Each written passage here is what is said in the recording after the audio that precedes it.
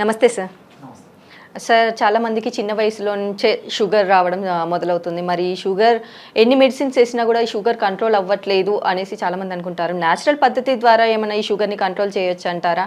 అలాగే side effects కూడా చాలా వస్తున్నాయి అనేసి చెప్తున్నారు. ఈ సైడ్ ఎఫెక్ట్స్ తగ్గడానికి ఏదైనా న్యాచురల్ రెమెడీ ఉందా? చాలా మంచి ప్రశ్నమా. నిజంగా షుగర్ వ్యాధిగ్రస్తుల విషయానికి వస్తే ఆల్మోస్ట్ భారతదేశం అగ్రస్థానంలో ఉందమ్మా. అగ్రస్థానంలో ఉండేతో పాటు ముఖ్యంగా మన దక్షిణ రాష్ట్రాలు మరీ ప్రథమ స్థానంలో ఉన్నాయి. మనం వాడేటువంటి ఆహార పదార్థాలు కావచ్చు, వాతావరణం కావచ్చు, కారణం ఏదైనా కావచ్చమ్మా, షుగర్ వ్యాధిగ్రస్తులు మన దేశంలో ఎక్కువ. ఈ షుగర్ వ్యాధిగ్రస్తులు కూడా మీరు అన్నట్లేమంటే చిన్న వయస్సు నుంచే ఈ షుగర్ రావడం మొదలవుతుంది. ఒక్కొక్కసారి ఒక స్థాయి వరకు మెడిసిన్స్ పనిచేసిన తర్వాత కూడా మందులు కూడా వాడినప్పటికీ ఆశించిన స్థాయిలో షుగర్ కంట్రోల్ కావడం లేదమ్మా. చాలామంది కూడా మేము గమనిస్తుంటాం. దీనికి రకరకాలైన కారణాలు. కాబట్టి ఏది ఏమైనప్పటికీ ఈ షుగర్ వస్తే ఎంత జాగ్రత్తగా వాటిని కంట్రోల్ చేసుకొని, ఎంత జాగ్రత్తగా మనం ఆహార విహారాలు పాటించి, ఎంత జాగ్రత్తగా మన ఆరోగ్యాన్ని కాపాడుకుంటే అంత మంచిదమ్మా. లేకపోతే ఏమవుతుందంటేమా, నాకు మన మహర్షులు చెప్పినటువంటి ఒక విషయం గుర్తొస్తుంది. అస్వాస్థ్యం సర్వగాత్రేషు అని చెప్పి చెప్తారు మన మహర్షులు. అంటే ఇక్కడ ఏమవుతుందంటేమా, షుగర్ రావడం వల్ల, షుగర్ కంట్రోల్లో ఉండకపోవడం వల్ల, షుగర్ ఎక్కువ కాలం పాటు ఉండడం వల్ల, ఇలాంటి అనేక రకాలైనటువంటి కారణాల వల్ల అస్వాస్థ్యం సర్వగాత్రేషు. అస్వాస్థ్యం అంటే అనారోగ్యం పాల్గొవడం, సర్వ అంటే సర్వం, గాత్రం అంటే శరీరం. అంటే శరీరంలో ఉన్నటువంటి అన్ని అవయవాలు, కణాలు, కణజాలాలు తల నుంచి కాళ్ళ వరకు మొత్తం అనారోగ్యం పాలవుతాయని చెప్పేసి ఒక స్థూలంగా అస్వాస్థ్యం సర్వగాత్రేషు అని చెప్పడం జరిగిందమ్మా. మన మహర్షులు వేలాది సంవత్సరాల క్రితమే చెప్పినటువంటి ఆ యొక్క వాస్తవమైనటువంటి అంశం ఏదైతే ఉందో ఈ రోజు వరకు కూడా ఆధునిక ప్రపంచంలో కూడా మనం చూస్తున్నామమ్మా. అంటే ఇప్పుడు షుగర్ వ్యాధి వల్ల క్రమక్రమంగా చాలా రకాలైన కాంప్లికేషన్స్ వస్తుంటాయమ్మా. అంటే మెదడుకు సంబంధించినటువంటి ఇబ్బందులు వస్తాయి. అంటే ఈ పెరాలసిస్ రావడము, ఆల్జిమర్స్ అంటే జ్ఞాపక శక్తి, మతిమరుపు సంబంధించినటువంటి సమస్యలు రావడము, రక్తనాళాలకు సంబంధించినటువంటి ఇతర సమస్యలు రావడము జరుగుతూ ఉంటుంది. అదేవిధంగా కంటికి సంబంధించినటువంటి డయాబెటిక్ రెటినోపతి అనేటువంటి సమస్య వస్తుంది. మూత్రపిండాలకు సంబంధించి డయాబెటిక్ నెఫ్రోపతి అనేటువంటి సమస్య వస్తూ ఉంటుంది.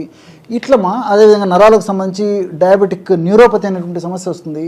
అదేవిధంగా ఈ యొక్క శృంగారపరమైనటువంటి అంశాలకు సంబంధించి రీప్రొడక్టివ్ దానికి సంబంధించినటువంటి ఇబ్బందులు కొన్ని ఎదురవుతుంటాయి. ఇలా డయాబెటీస్ వల్ల వివిధ రకాలైనటువంటి ఇబ్బందులు ఎదురవుతుంటాయమ్మా. కాబట్టి క్షేమదాయకంగా మనం ఔషధం వాడుకోవాలి. డయాబెటీస్ కంట్రోల్ అయ్యేదానికి ఔషధాలు సహకరించాలి. అదేవిధంగా డయాబెటీస్ వల్ల వచ్చేటువంటి లక్షణాలు తగ్గేందుకు మనం వాడేటువంటి ఔషధం సహకరించాలి. వీటన్నిటికి తోడు భవిష్యత్తులో డయాబెటీస్ వల్లకు వాడేటువంటి ఆధునిక కృత్రిమ రసాయన ఔషధాల వల్ల ఎలాంటి ఇబ్బందులు రాకుండా ఉండేందుకు కూడా చక్కటి క్షేమదాయకమైనటువంటి ఔషధాలను వాడుకుంటూ ఉండాలమ్మా. అలాంటి వాటివి ఏవి అని చెప్పేసి అందరూ ప్రేక్షకులందరూ ఎదురు చూస్తుంటారమ్మా. మీరు కూడా చాలా ఆసక్తితో ఉంటారు, డాక్టర్ గారు ఏం చెప్తారు అని చెప్పేసి చెప్తానమ్మా. అన్నీ మనకు దొరికేవి తల్లి. కరివేపాకు శుభ్రంగా తెచ్చుకొని, అంటే కరివేపాకును తెచ్చుకొని కడిగేసేసి శుభ్రంగా నీడలో ఆరబెట్టేసేసి మెత్తగా పొడి చేసుకొని ఒక 50 గ్రాములు తీసుకోవాలమ్మా. రెండవది మెంతులు కూడా శుభ్రం చేసేసి దూరగా వేయించేసేసి చల్లార్చి పొడి తయారు చేసుకొని మెంతుల పొడి ఒక 50 గ్రాములు తీసుకోవాలి. అట్లే పసుపు కొమ్మలు తెచ్చుకొని దంచి చూర్ణం తయారు చేసి పెట్టుకొని పసుపు కొమ్మల యొక్క చూర్ణను ఒక 50 గ్రాములు తీసుకోవాలి. చివరగా ఉసిరిక పొడి, ఎండించినటువంటి ఉసిరి పెచ్చులు మనకు మార్కెట్లో దొరుకుతాయమ్మా. లేకపోతే స్టాండర్డ్ కంపెనీ వాళ్ళు తయారు చేసేటువంటి ఉసిరిక పౌడర్ కూడా మనకు దొరుకుతుంది. దాన్ని ఆమ్ల పౌడర్ అంటారు అనమాట. అది తెచ్చుకున్నా సరిపోతుంది. అది ఒక 50 గ్రాములు. కరివేపాకు పొడి 50 గ్రాములు, మెంతి పొడి 50 గ్రాములు, అదేవిధంగా పసుపు పొడి 50 గ్రాములు, నాలుగవ పదార్థంగా ఉసిరిక పొడి ఇది ఒక 50 గ్రాములు. ఒక్కొక్కటి 50 గ్రాముల చొప్పున తీసుకుని అన్నిటిని బాగా కలిపేసేయాలమ్మా. బ్రహ్మాండమైనటువంటి షుగర్ వ్యాధిని ఎదుర్కొనేందుకు బ్రహ్మాండమైనటువంటి ఔషధం రెడీ అయిపోతుంది. ఇందులో ఉన్నటువంటి పదార్థాలు, రసాయనిక కెమికల్స్ అన్నీ షుగర్ మీద అద్భుతంగా పనిచేసేవమ్మా. సైడ్ ఎఫెక్ట్స్ ఉండవు, అన్ని సైడ్ బెనిఫిట్స్ ఉంటాయి. ఆ విధంగా తయారు చేసుకున్నటువంటి పౌడర్ని ఎలా వాడుకోవాలంటే రోజు ఉదయం ఒకసారి, సాయంత్రం పూట కానీ రాత్రిపూట ఒకసారి ఒక 100 మిల్లీలీటర్ల నీళ్లు కానీ, లేకపోతే పల్చటి తాజా మజ్జిగ కానీ, కొంతమంది వేడితత్వం ఉన్నటువంటి వాళ్ళు మజ్జిగ వాడుకోవచ్చు, లేకపోతే నీళ్ళైనా సరిపోతాయి. ఒక 1/2 టీ స్పూన్ అమ్మా, అంటే ఇంచుమించు 2.5 గ్రాముల వరకు వాడుకోవచ్చు. ఆ పౌడర్ని కలిపి తీసుకోవాలమ్మా. వీలైతే పరిగడుపున తీసుకోగలిగితే మరి మంచిది. పొద్దున పూట సాయంత్రం కానీ రాత్రి కానీ మరొక డోస్ సేవించాలి. ఈ విధంగా సేవించడం వల్ల ఏమవుతుందంటే నేను చెప్పినట్లు డయాబెటీస్ బాగా కంట్రోల్లోకి ఉండేటువంటి పరిస్థితి ఏర్పడుతుంది. డయాబెటీస్ వల్ల కాంప్లికేషన్స్ రావమ్మా. ముఖ్యంగా నేను ఇంతకుముందు మరీ నొక్కి ఒక్కాడిస్తాను కదా, చిన్న వయస్సులోనే డయాబెటీస్ వల్ల మొత్తం తల నుంచి కాళ్ళ వరకు రకరకాల అవయవాలకు ఇబ్బంది ఎదురవుతుంది. ఆ కాంప్లికేషన్స్ ఎలాంటి కాంప్లికేషన్స్ త్వరగా వెంటనే సత్వరమే రాకుండా ఈ ఔషధ గుణాలు సదా మన దేహంలో ఉంటూ సదా కాపాడుతూ ఈ యొక్క ఔషధాలు ఉండి దీర్ఘకాలం పాటు కూడా ఎటువంటి ఇబ్బంది లేకుండా ఈ యొక్క ఔషధాలు ఉపయోగపడతాయమ్మా. ఇప్పుడు ఫర్ ఎగ్జాంపుల్ ఈ యొక్క నేను చెప్పినటువంటి ఔషధం వాడుకుంటుంటారు, ఇంగ్లీష్ మందులు కూడా వాడుకుంటుంటారు.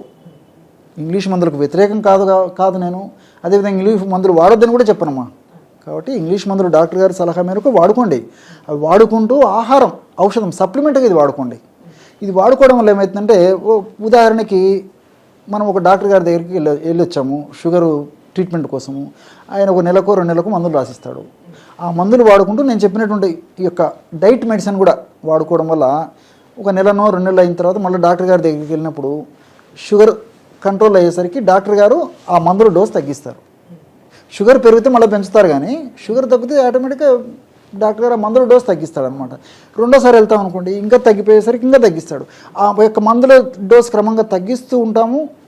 మనకు ఈ యొక్క ఔషధం రోజు రెగ్యులర్ ఇదే పద్ధతిలో వాడుకుంటుంటాం కాబట్టి ఆ మందుల వల్ల వచ్చేటువంటి సైడ్ ఎఫెక్ట్స్ తగ్గిపోతాయి. అదేవిధంగా ఈ షుగర్ వల్ల వచ్చేటువంటి కాంప్లికేషన్స్ కూడా రాకుండా ఉంటాయి. ఈ విధంగా మల్టీ బెనిఫిట్స్గా ఈ యొక్క ఔషధం ఉపయోగపడుతుందమ్మా. ఇవన్నీ సైడ్ బెనిఫిట్స్ ఉంటాయి కానీ సైడ్ ఎఫెక్ట్స్ ఉండవు కాబట్టి ఆ యొక్క మెడిసిన్స్ను కొద్దిగా డోసులోనే ఎక్కువ ఫలితాన్ని ఇచ్చేందుకు కూడా ఈ యొక్క ఔషధం ఉపయోగపడుతుంది అనమాట. కాబట్టి బ్రహ్మాండమైనటువంటి ఔషధం అమ్మా ఇది.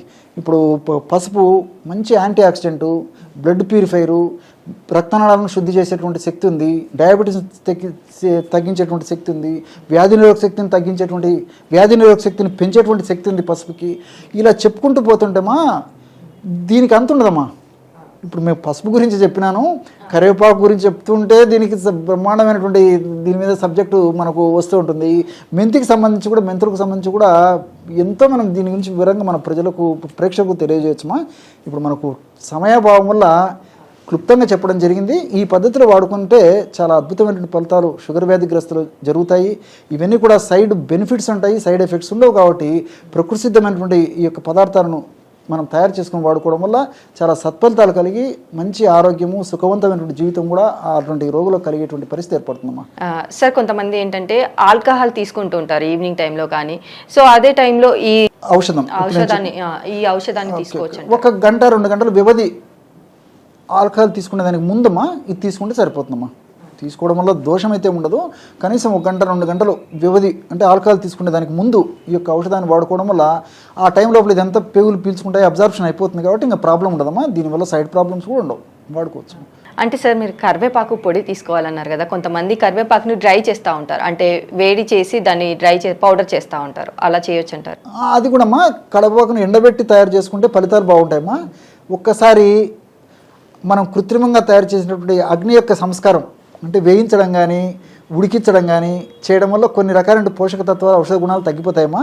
కాబట్టి కొద్దో గొప్ప వేయించుకోవడం వల్ల పర్వాలేదు. కానీ నా ఉద్దేశం అంటే కరివేపాకును అలాగే ఔషధంగా వాడుకుంటున్నాం కాబట్టి నీడలో ఆరబెట్టేసేసుకొని పౌడర్ చేసుకోవడం మంచిదమ్మా.